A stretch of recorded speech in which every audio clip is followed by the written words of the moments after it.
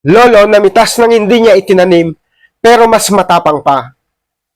Dito yung may-ari ko, anong kuha dyan May-ari, lote nyo ba to? Oo, Kalsada na to eh. kalsada, tayo namin yan. Hindi, tanim nyo nga pero hindi nyo lote to. Kalsada na to eh. Ay, sa katwiran mo, mali Anong mali? Ikaw ang mali.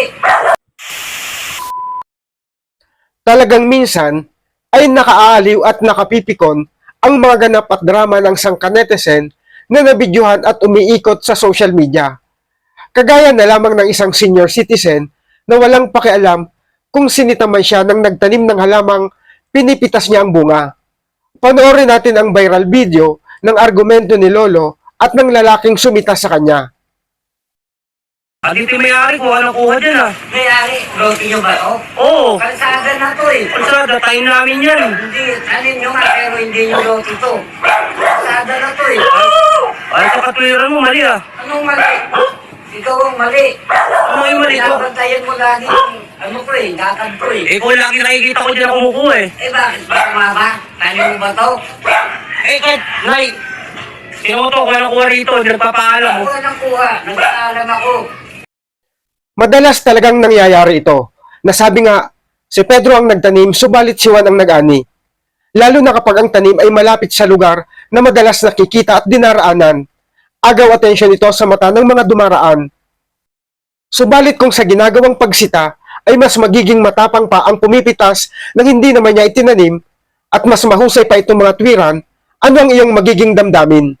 Anong kinuha? Dalawa lang kinuha ko dyan. Talong ka okra, Yung okra, isa lang. o isa ay kumukuha, hindi ka nagpapaalam. Ba't ako magpapaalam? Ayos ka, walang ganun, magpaalam ka, kuha ka ng kuha. Magpapaalam ako sa'yo. Hindi mo ako bibigyan. Ba't di bibigyan, nagpaalam ka, hindi nga kita kilala Hindi pa kilala dito ako nakatira. O, bago ka lang dyan, umupahan ka boy. Bago. Uy, Nangungupahan ka boy, kita dyan, kilala ka nga, hindi ka nagbabayad ng upe. paano mo nalaman? Ay, sabi sa akin, kapitbahay squatter ka, kuha ka ng kuha dyan, ano ka? Paalam ka kasi, Hindi hindi ako magpapaalam sa'yo. anong tibay mo Bakit? Ang pangit mo naman eh. Sana kung pogi ka. Tibay mo, ayos ka. Pogi, hindi nagyayabang eh. O, ayos ka lang yung yabang na ito. Alam na alam natin na may mga taong gaya ng nasa viral video. Kahit alam nilang mali ang kanilang ginagawa, ay binibigyan nila ito ng katwiran. Mailusot lamang ang kanilang ginagawa. Kung minsan, ay maaari naman natin itong mapagpasensyahan na lamang at unawain ang mga taong katulad nila dahil maaaring higit silang nangangailangan. Yun nga lang, madalas ay nagiging abusado. Gayunpaman, mas maging maunawain tayo at piliin na maging mabuting tao upang makaiwas sa gulo. Muli, madramang salamat po. Ang inyo pong suporta, ang aking inspirasyon.